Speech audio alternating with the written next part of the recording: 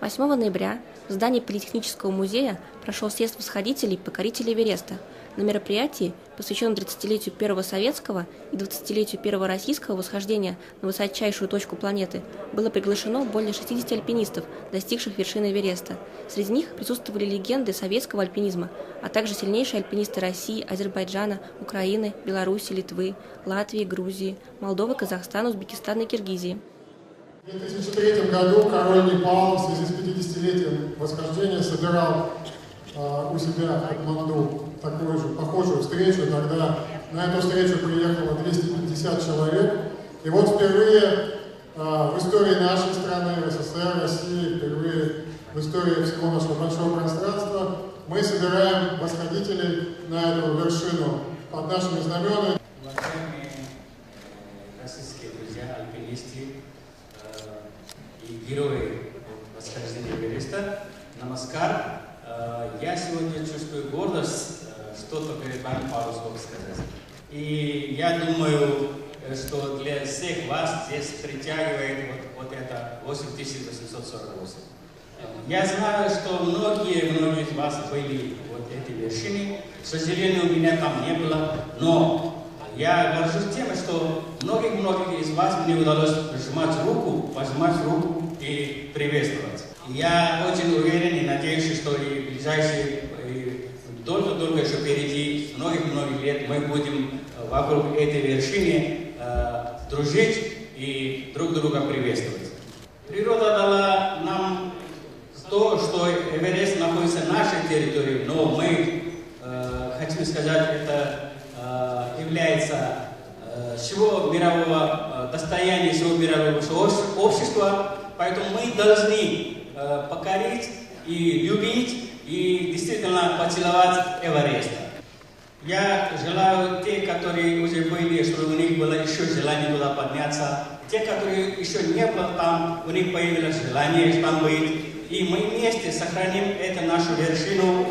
И я думаю, пользуясь случаем, хочу сказать, наши отношения между Российской Федерацией и Непалом всегда имели такой же высоты, как Эверест, и желаю вам здоровья, счастья и успехов. Я хотел бы напомнить, что 175 человек из стран бывшего Советского Союза совершили на данный момент восхождение на Эверест.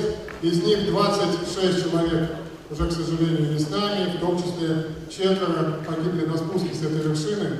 История покорения Эвереста началась 100 лет назад, когда после того, как было установлено, что это самая высокая вершина, в 20-х годах прошлого века начали предприниматься первые попытки экспедиции в этот район. И вы знаете историю первой советской попытки совместной советско-китайской экспедиции, которая, к сожалению, в силу целого ряда причин не состоялась. Мне хотелось рассказать о первых шагах организации экспедиции на Эверест.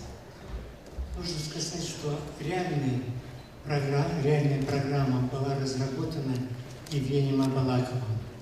В 1948 году он утвердил эту программу у нашего руководства и должен был в 1948 году подняться на пик Победы, в 1950 году разведка на Эверест, а в 1951 восхождение на вершину. Это позволяло нашей стране быть первыми на Эвересте. Но ряд трагических обстоятельств привели к тому, что в этот же год, не начав экспедиции, Евгений Абалаков погиб. В это же время в советском альпинизме появился сравнительно молодой альпинист Кирилл Кузьмин. И Кирилл уже в 1948 году понял, что он должен занять место Евгения Абалакова. Кузьмин тоже приступил уже в те годы к подготовке к этому восхождению. В 1948 году он сделает восхождение по стене на восточную вершину Дамбала. В 1951 году траверс службы Шхельд-дружбы команда его занимает первое место в Советском Союзе. В 1953 году за Центральном Кавказе делает траверс всей безиндийской подковы 24 дня на пятитысячниках Кавказа. Первое место в чемпионате Советского Союза. В 1956 году Кузьмин уже вплотную подошел к возможности реализации восхождения на Эверест. Он вместе с Евгением Белецким организует экспедицию на семитысячник Китая Мустафа-Тун. Сборная команда китайцев и советских альпинистов успешно преодолевает все склоны семитысячника высотой в 7546 метров и поднимается 31 человек на высшую точку Мустафа-Тун. Это было первое восхождение совместное с китайцами на 7000. Тогда же предварительно было говорено, что команда совместных советских и китайских альпинистов пойдет на Эверест.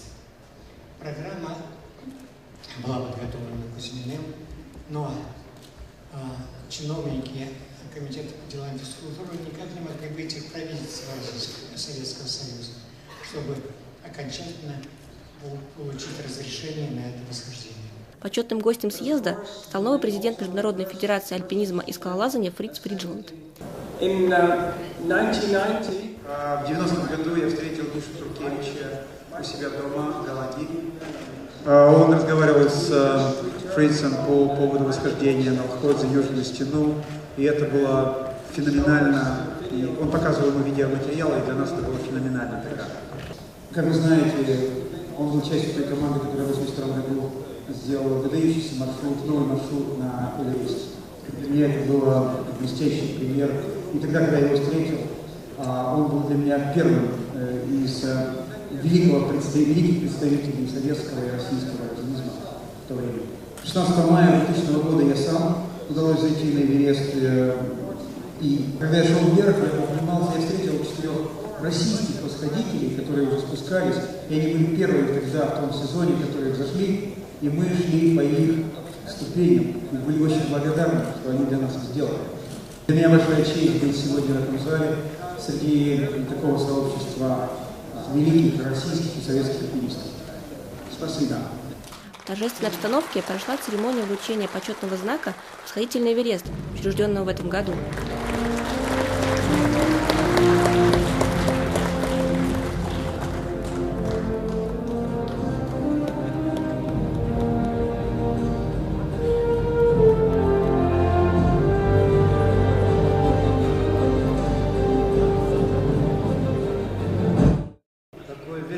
Сегодня это, я считаю, подарок Бога, когда своих видишь самых близких, это хочется еще дальше и дальше жить и продолжать наше святое дело, 46 в альпинизме.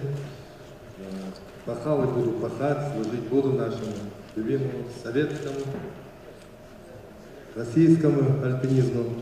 Эта экспедиция 95 года, она называлась «Алания Гималая 95». Вот. Она была непростая.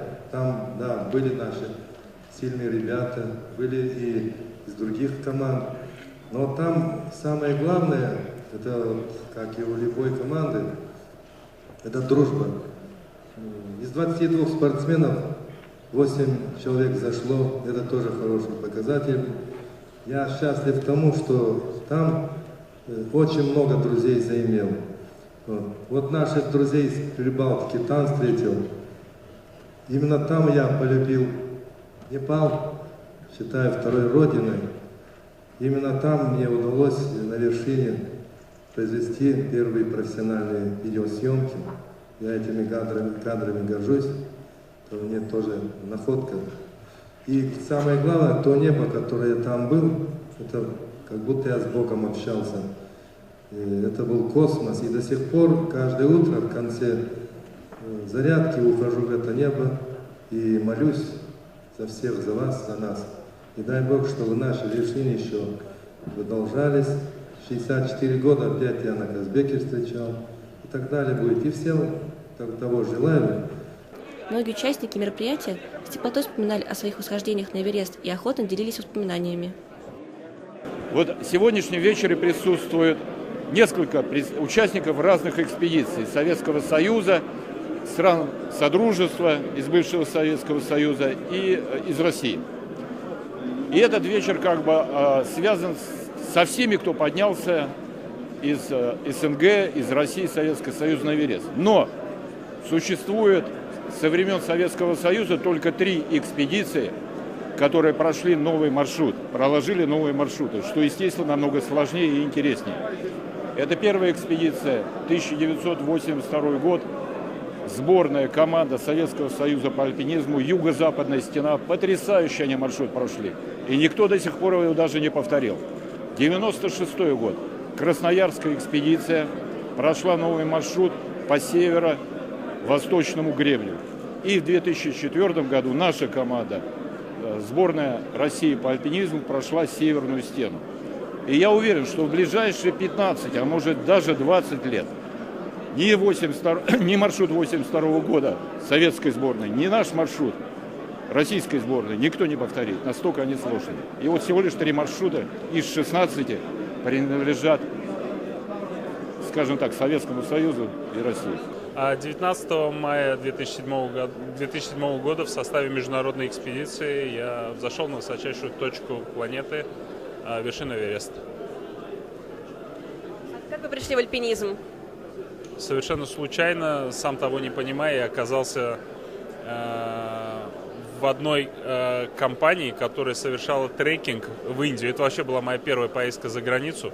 Меня спросили: за границу хочешь поехать? Я сказал: хочу. Я даже не совсем представлял, куда они идут и зачем идут. Но мне просто сказали: возьми с собой кроссовки, у нас будет прогулка. В результате мы прогулялись до перевала высотой 5000 метров. Мне понравилось, я сказал: а можно еще? Они сказали: можно. И через полгода мы уже восходили на Килиманджаро. И после этого я решил заняться альпинизмом серьезно. Каждая гора по-своему интересна, и у каждой горы, по крайней мере у меня, я думаю, у многих альпинистов так, с каждой горой связана какая-то своя сакраментальная история, свое восхождение. То есть каждая вершина по-своему хороша. Но самый любимый регион, я не знаю, я очень люблю Кавказ, очень люблю французские Альпы. Люблю Гималаи, конечно. Я думаю, каждый горный уголок по-своему хороший, красив. Нет некрасивых вершин, нет нежеланных регионов. Просто есть одни более сложные, более холодные, более удаленные и более доступные, комфортные, теплые. А что вы чувствуете, находясь на вершине Эвереста? Я там был всего лишь один раз, поэтому не могу сказать, что это частое повторяющееся явление, но это было ощущение, это крыша мира, то есть нет точки выше.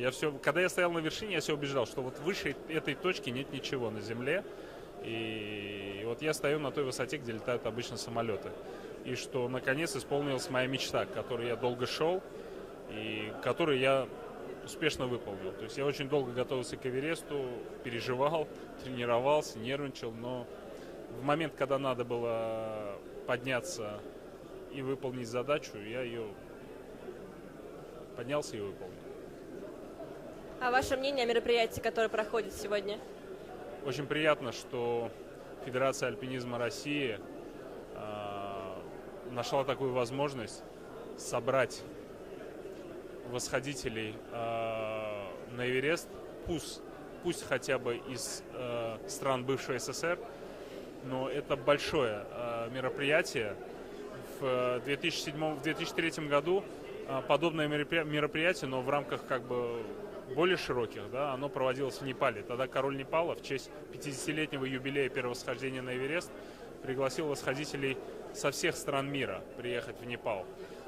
Я рад, что Андрей Евгеньевич Волков выступил инициатором сбора альпинистов стран бывшего СССР в Москве сегодня, в этом прекрасном месте. И я рад, что большое количество восходителей нашло возможность и откликнулись на это приглашение и приехали сегодня в Москву.